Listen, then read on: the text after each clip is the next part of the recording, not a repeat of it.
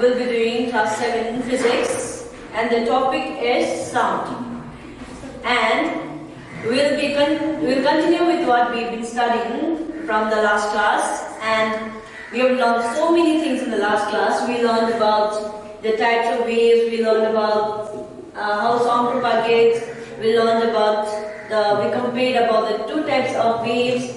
So today we'll be learning more about waves, okay, the different terms which are related to waves and which are very important, okay.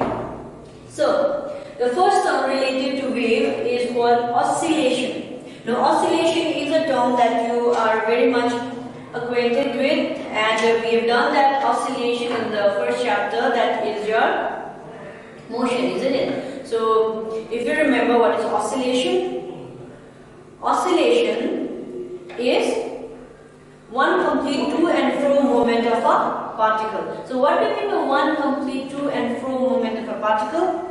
When the particle swings from one end, goes here, then comes back, goes this side and comes back to its original place. So one complete to and fro movement of the particle. Now here, when we are talking about wave, what is one oscillation? So one complete to and fro movement of the particle. That means when it goes up and it comes down. So A to C. I don't know if the board is clear or not from that, but if the board is clear, you can see A here, the point A, this is the point B, and this is the point C. So oscillation means one complete to and fro. That means when it goes up and comes down. Okay, so that is your one oscillation. So starting from here, it goes here, this to B, and from B to C. So A to C, that's your one complete oscillation. So one complete to and fro motion where one full wave is constituted. Okay, so if the wave is vibrating, if it's going up and it comes down. So up and down, that is your one complete wave. It's like half of 8. Okay, not complete 8, the half. Or you can say S also. Okay, if you just flip it in a different way. So this would be a one oscillation, not from here till here, okay, from one up and one down. So when you complete one crest and one trough, that would be a one oscillation. Now another term related to wave is wavelength. Okay, now what is wavelength?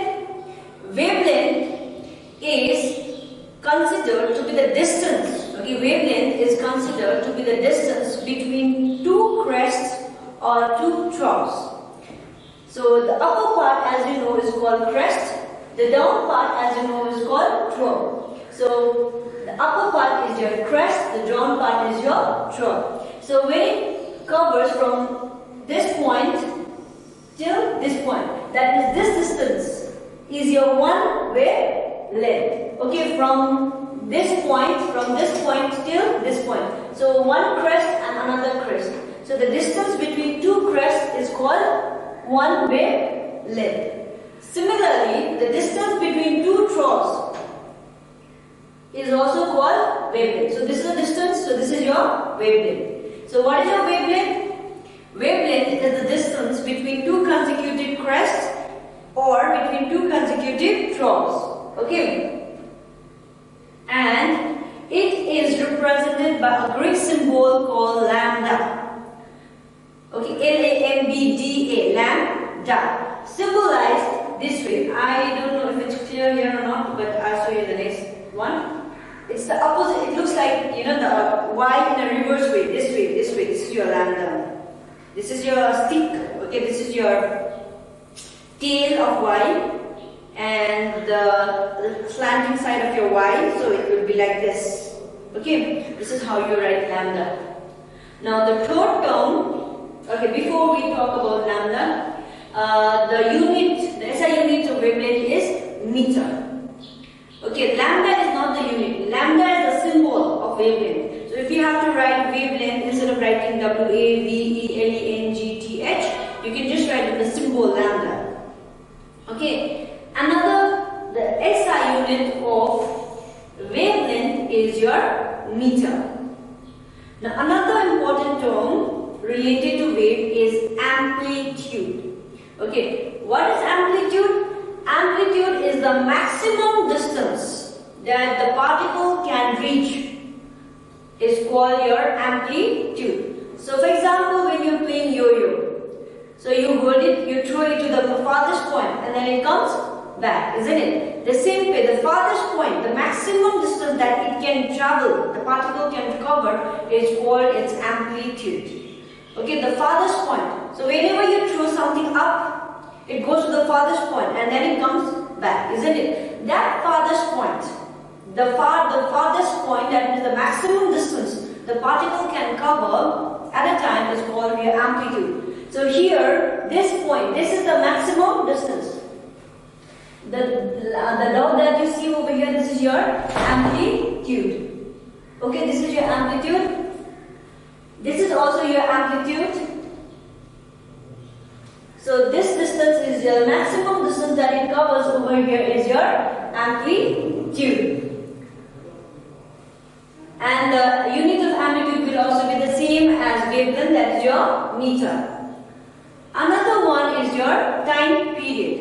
Now the word itself says related to time. Does a time period mean something related to time? So time period means time taken for one complete oscillation. How much time is taken for one complete oscillation? That means from starting from A, if the particle starts vibrating and then reaches to C. So one complete oscillation, how much time does it take? It can take 0.01 second or 1 second or 0.05 second, depending. Okay, so whatever time it takes for one complete oscillation, that means one crest and one trough, that is your time period. So how do you define time period? Time period is defined as the time taken for one complete oscillation. And the SI unit of time period is second. The last term, an important term, is called frequency. What is frequency? Frequency means the number of oscillation in 1 second. So here, see here, how many oscillations can you see? From A to C, it's one oscillation. From C to E is another oscillation. So how many oscillations do we have here? 2 oscillations. So, what will be the frequency of this wave? 2. So what is frequency? Frequency means the number of oscillation in 1 second. So how many times it oscillates here? See, 1, 2, and depends how many times it can go. It can form one crest and one trough in 1 second. Okay, and the unit of frequency is hertz. I think we've done this in when we were doing motion also. So the unit of frequency is hertz, H-E-R-T-Z, and symbolized with capital H, small z.